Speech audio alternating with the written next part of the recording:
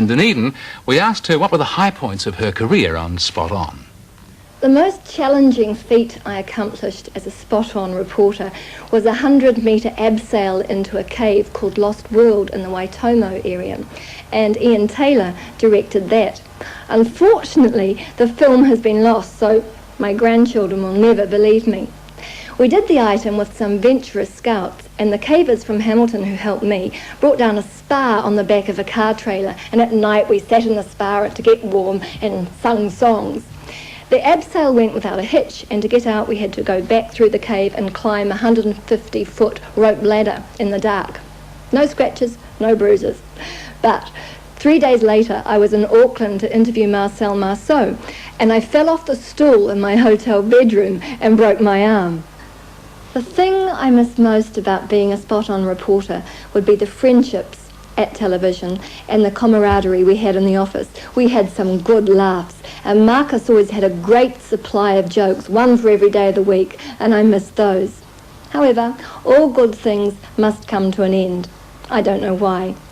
I feel privileged to have been part of the Spot-On era, and once again I would like to say thank you to all the people who've helped me on my way. And Merry Christmas. Well, thanks, Helen, and Merry Christmas to you as well. Our next guest was so dedicated to the cause that he almost became shark bait. Here he is. I said you wanna be starting something, you got to be starting something. I said you wanna be starting something, you got to be starting something. But you're hard to get over, you're too low to get under. You start to sound like Donald Duck's younger brother. Here's Sandy Beverley. Sandy! Merry Christmas, mate. Merry Christmas. Hello, Bob. Hi. Welcome along. I see you straightened the voice out. Came down a few octaves eventually, yeah. You survived to tell the tale about feeding sharks. Now, how did this come to be? Well, we wanted to do what started out to be a pretty straightforward story on hand-feeding live sharks. Bit unusual, so we thought off to Napier Aquarium and we'll do it. You basically just put on a wetsuit, grab a cameraman who's got the nerve to get in with you, and hop in and start feeding sharks. And this is what we did. We could only light one half of the pool, and I hopped in there, and of course there are tourists standing all around the outside looking through windows. You go in with a handful of meat, look for a friendly shark, and then poke a fish fillet in his gob as he swims past. Yeah, you are about to do that. Right. You're not very interested in the fish, are you? But in fact, you turned out to be more interested in something else in the tank. Well, look, while they were putting the gear away afterwards, the underwater cameras and the lights, there were some shy sharks that had been sort of living on the other side of the tank that wouldn't come over and see us. So I thought, it's all right, team, I'll go over and feed them. And I grabbed some more fillets and swam across to the other side of the tank. And at that point, one of the sharks decided to have a go at me, unfortunately. It literally attacked you. Well, it was an immature young shark, and it didn't understand its aggressive behaviour properly, and it had a go at my stomach, an area about that big. And Must man, have had a guts full of you, I guess. I had a guts full. I freaked out. I mean, being attacked by a shark, even a small one. Right. It's still a little bit frightening. Real After all bad this news. daring do and stuff, what happened to the film that you shot that day? Well, we went and processed it, and every foot was out of focus. So the producer You had to said, go back?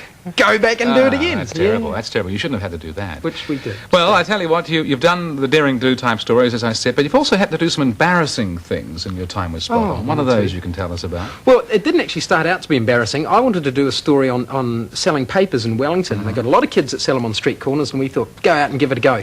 And I, putting both feet in my mouth, challenged a paper seller, an 8-year-old girl, to a competition. Well, let's see how it went. Help! Help!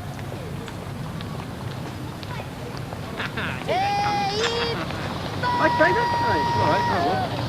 Paper! He can, as a policeman, know he's a good school. Paper? Officer? Maybe not. Hello, ladies. Interested in a newspaper?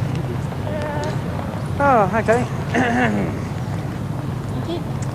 Well, they're snapping them up here in downtown Wellington. And if you don't think selling newspapers is necessarily that embarrassing, I'll ask Sandy just how many newspapers he sold in about 40 minutes that he stood there in front of all those people. It can't be that embarrassing. One, okay? One? You Just sold the one. one? How many did the little girl sell? In about 2 minutes, she sold about 47. That was fairly embarrassing Yeah. for you, wasn't it? But not everything that you did was embarrassing, of course. You had some fun times together, Oh, Sandy, Marcus and Helen, with some of the specials you did. Remember that full-scale drama you shot for Spot On? Marcus, where was that one At set? Ulverston. At It Ulverston. was a stately home in Dunedin. Right, Sandy, what, you're playing more than one character as as I understand it. There were 6 main parts and only Yeah. 3 of us, so we grabbed a couple each and You we got were to in. play. We have a clip from that special, and as Sandy said, it finds Marcus and Helen each playing 2 characters.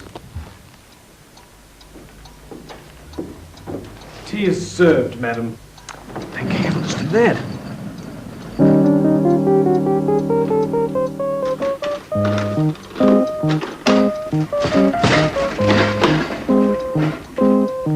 Will madam have China or Ceylon?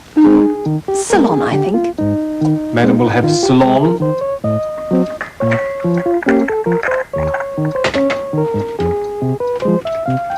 Good grief, woman, you forgot to put any tea in the pot.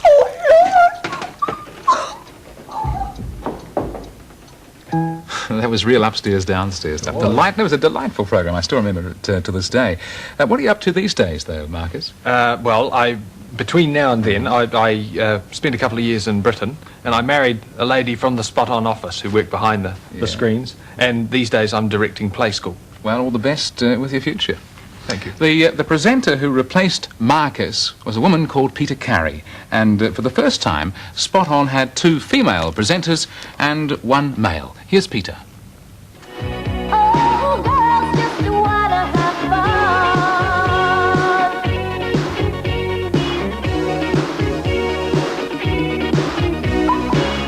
The phone rings in the middle of the night. My body yells, "What you gonna do with your life?" Oh, daddy, do you know you're still #1? But girls, they wanna have fun. Well, unfortunately, Peter couldn't be here in New Zealand for this final Spot On because she's sailing a yacht off the coast of Spain. Tough decision to make, Peter. Our next guest was Spot On's first and only Samoan presenter.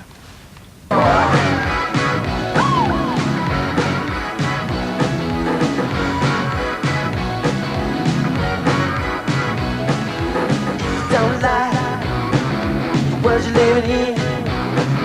Take a look around, at least you got friends. I call my old lady.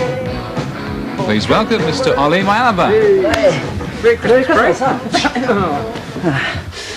Feel good now. You feel great? Yeah. It's been a nice Christmas so far. You're no stranger to this set, that's for sure. And you've had a whale of a time on Spot On. Oh, I had a great time, Bob. Yeah, most people on Spot On manage at least 1 overseas trip. You didn't. You Hey, got 2. That's me. Where did you go?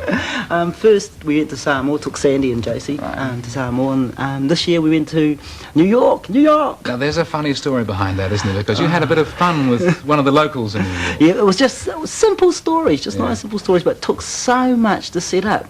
Like, first of all, they didn't even know where New Zealand was. Have a look at this. Okay. G'day! Yes. Ollie from New Zealand, how are ya? Oh, yeah. Okay.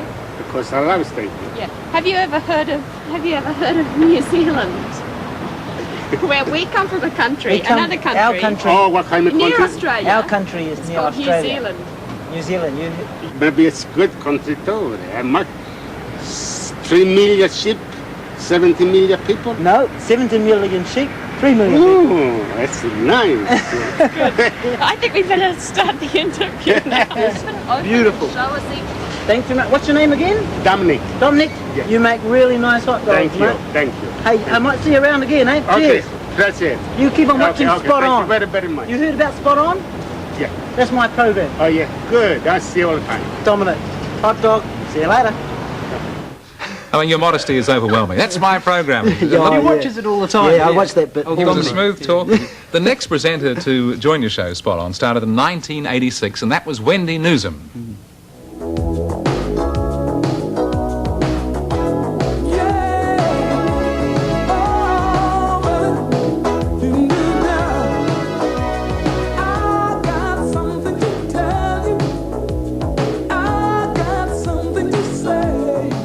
Well, Wendy can't join us here on the couch this Christmas Day because she's enjoying the sun in Queensland on the Gold Coast. But we have got her warmest regards.